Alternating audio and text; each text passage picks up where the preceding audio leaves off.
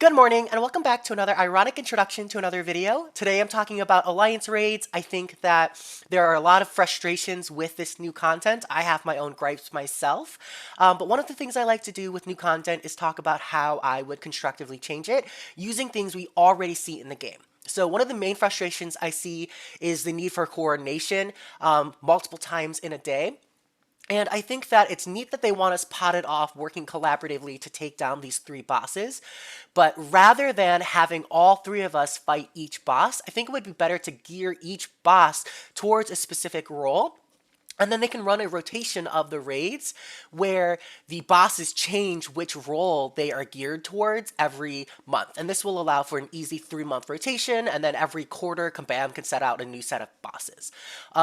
This would also necessitate a node change for how you build up your charges. I don't think it makes sense to have your teammates building up your charges for the coordination. It takes a lot of the agency of skill for one player away from them. And it makes you very reliant on your team and can build unnecessary friction. So again, keeping in that mindset that each person would be taking on their own boss, I think you should build your own charges during the fight that carry on to the next fight for one fight as kind of a persistent charge. This way, if you performed really well in the last fight, you are benefiting yourself on your revive, and if you performed poorly, you are kind of screwing yourself over. This would mean that you no longer have to rely on the skill gap.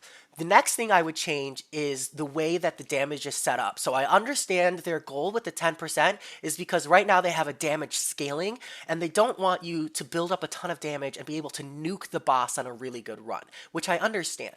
But the way it's set up right now, it's kind of a cash grab because you are forced to just lose. So the way I would approach it instead is via a damage reduction, which we've seen a lot of other bosses manage. Because this is still a super beefy boss, and a damage reduction would allow them to cap the damage reduction at 0%. Alternatively, they could also cap the damage max at a lower threshold, maintaining kind of a longer fight. But I think a damage reduction would work more suitable for this. You would see kind of still the long form fights, but you would still be able to see crazy people like MSD be able to take down the boss in one fight, like a solo run. The next thing I think that it needs to be changed is the Unblockable Unstoppable, which doesn't really interact well with the massive power gain. I think a massive power gain is reasonable. I just don't think it needs to be 100%, maybe 2 bars, kind of forcing you to rely on different changes. I also think there's a good opportunity here to put in kind of long-standing fight changes. So when the boss has lost 10% of their health in one fight, or maybe, they want to go with the 90, 80, 70, etc., because that's pretty common, but I don't think it's unreasonable to do like a 10 or 20%, how much damage they've taken in a fight, or perhaps they can put this on, once you've hit a certain number of hits in a fight, and then you can stage it where the boss count, you have a permanent combo meter, and they can just lock out any champions that benefit from having bonus combo damage. I already think Aegon, Squirrel Girl, and Star-Lord are not part of the pool, so this wouldn't be an issue in the game anyways. And so what they could do is every time you get to 50 hits or 100 hits, they could kind of gauge roughly how many hits before, a specific effect triggers. And so it could be at 10%, the boss gains 2 bars of power and goes unblockable. At 20%, the boss, gains 2 bars of power and goes unstoppable for 10 seconds. At 30%, etc., etc., etc., or at number of hits, etc., etc., etc. They can kind of relate those two. And so we still see that correlation of the longer the fight drags on, you trigger these harder and harder phases, but without necessitating a insta-kill. Overall, I think that if they shifted those changes, it would handle most of the issues. I think that it's reasonable to still expect alliances to log in 4 times a day, 4 times a week. But right now they've staged it where with the free revives, you have to log in all 7 days to totally maximize on that.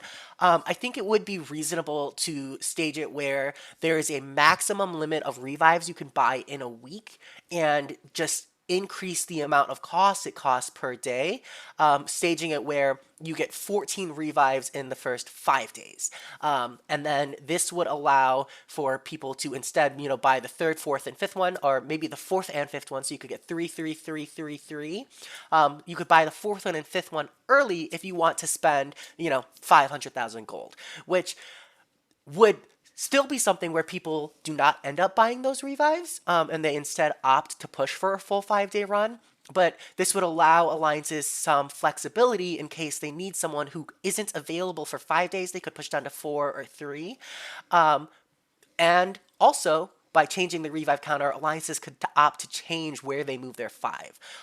It would also be an option to run 4-4-4-4 or 4-4-4-3 on the last day, which would allow people to kind of front load their alliance quest or back load it as they choose, and then extend the revive duration to 2 days. I think it's reasonable to not have it expire within that week, and you don't want people necessarily pushing all on the last day, but it is still important to allow players flexibility on where they're signing in. I think overall, the first like 70 to 80% of the changes I'm recommending would kind of keep the core value of raids and the core intention while being way more player friendly. I think the last comment is on the rewards themselves. Players have spoken time and time again that variance in rewards, random rewards, are very dissatisfying. It can cause a lot of frustration, especially when certain players are pulling more weight, which is often the case. There are skill gaps even in an alliance.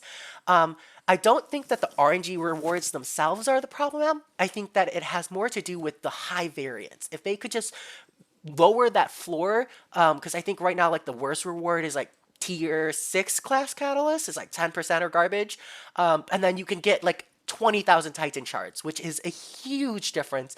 And or they could just make it where, they just add to that bottom one, remove it altogether, in my opinion, or make the rewards more consistent. So it's all in a similar gap range or all of one type.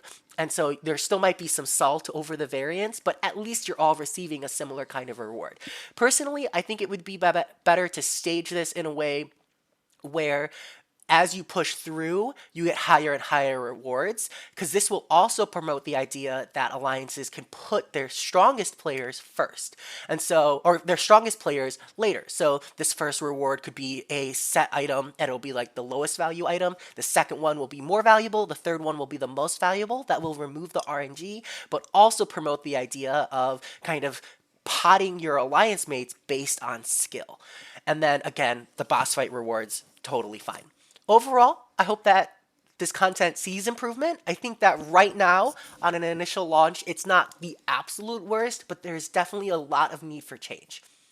I'm also glad to be back. I haven't figured out where I'm going to be, how I'm going to come back, but I wanted to throw my 2 cents in here, and it's good to be here, y'all.